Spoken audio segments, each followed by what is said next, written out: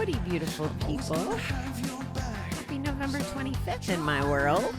Bobby the Awesome here. Welcome to 321 No Kiddin. As you know, we're going to do a daily reading and see what's coming up. I've been venting the last couple days about this business situation, so I'm not going to do that. I will tell you, though, that as much as I'd like to think I've grown and gotten past, other people's behaviors and stuff, that sometimes, guys, it's still a freaking struggle. And I did something yesterday. I mean, it wasn't completely horrible. It was more like a threat to be horrible. But even trying to do that, it's so not in my dynamic. I was literally like shaking as I was typing this evil thought process that I would probably never go through with. And I don't know if it helped or not. It actually made me feel more shitty and reminded me of who I am and how I need to be the bigger person in this situation.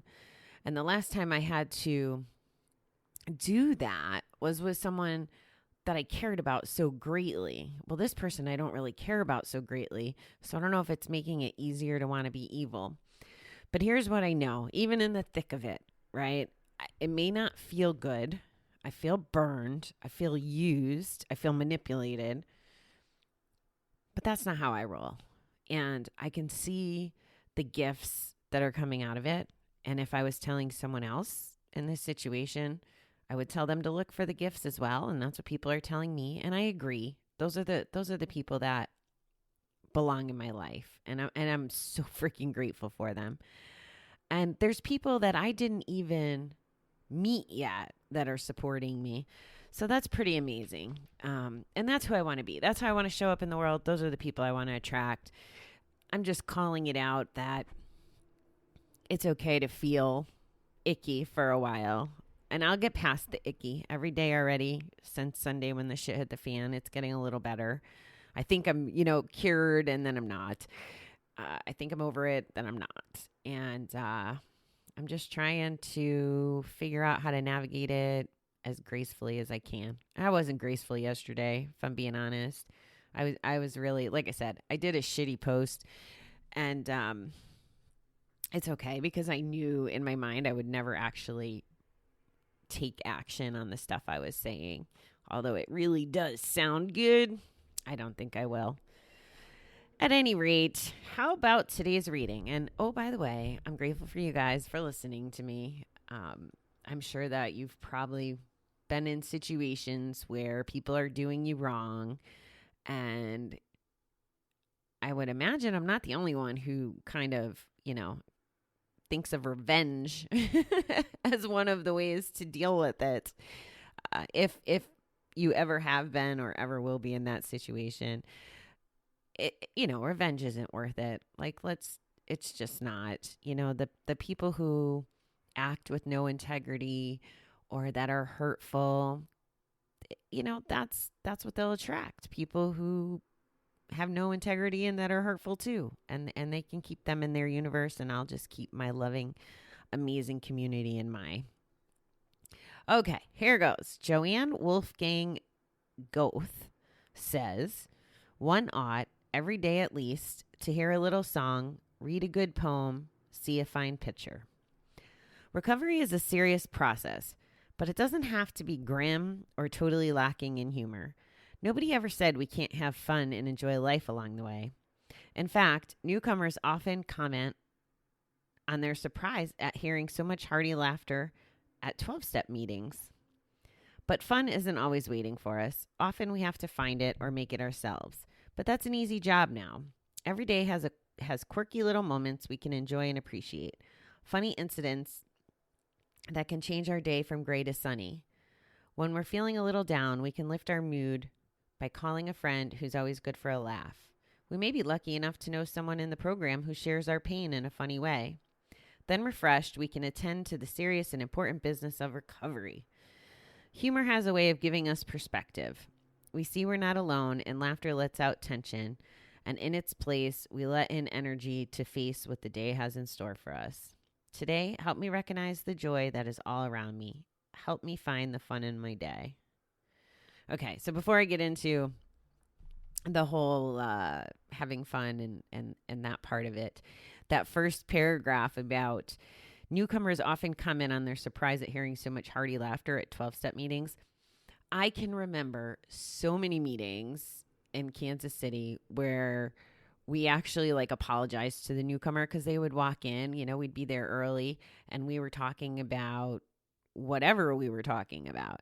And we'd socialize a lot of times outside of the group. We've gone to dinner theater and sip and paint and baseball games. I mean, there was a lot of interaction in our community. We were really pretty tight.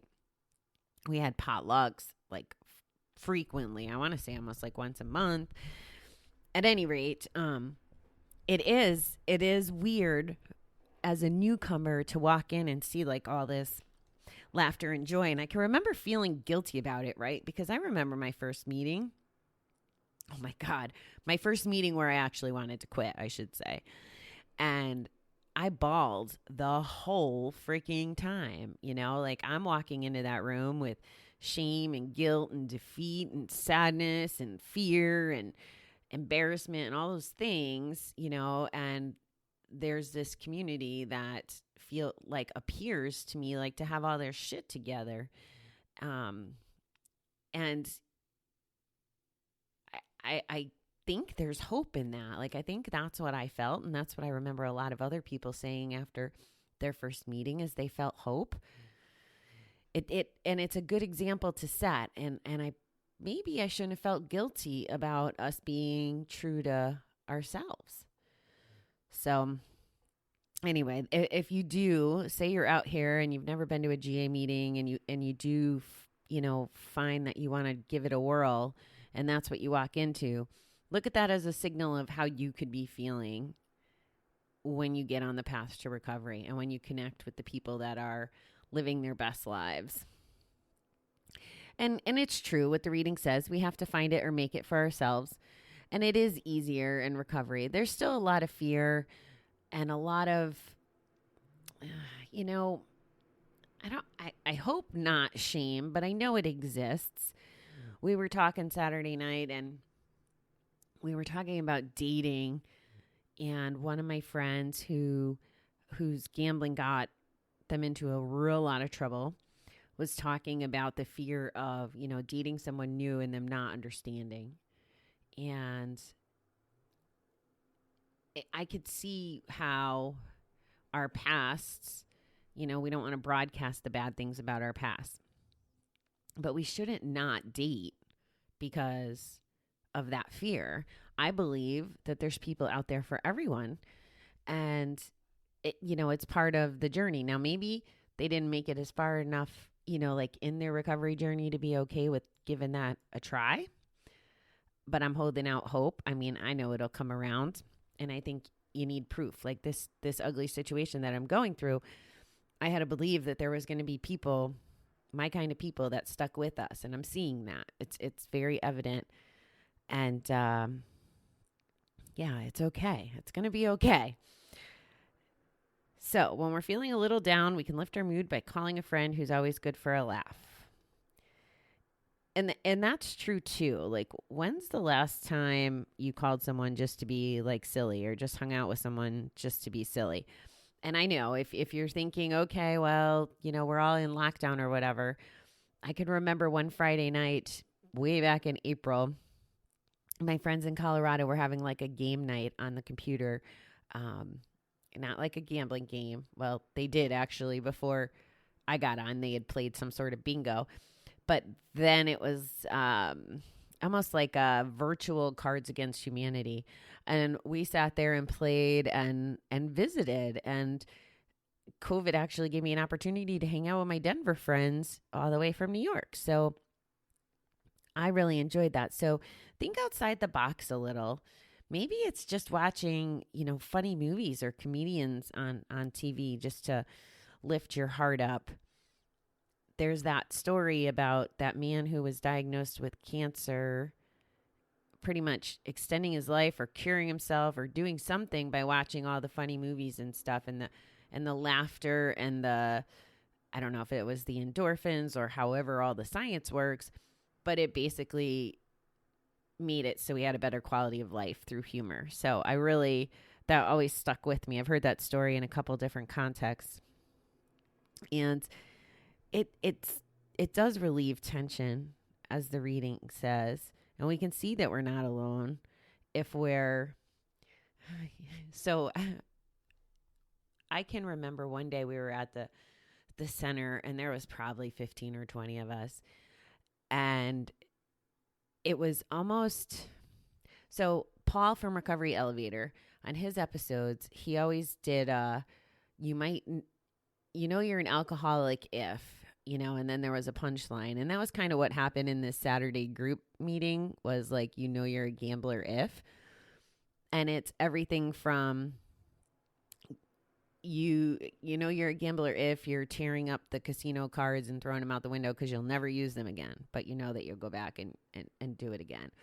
Or you get upset about a local retailer raising the price, but you have no problem throwing away 3 weeks' pay in an hour, those kinds of things. Like, it's not really funny, but in recovery, we can laugh at the absurdity of it almost, and laugh out of gratitude that we're not in that place anymore. So that's the difference. That's the perspective of it.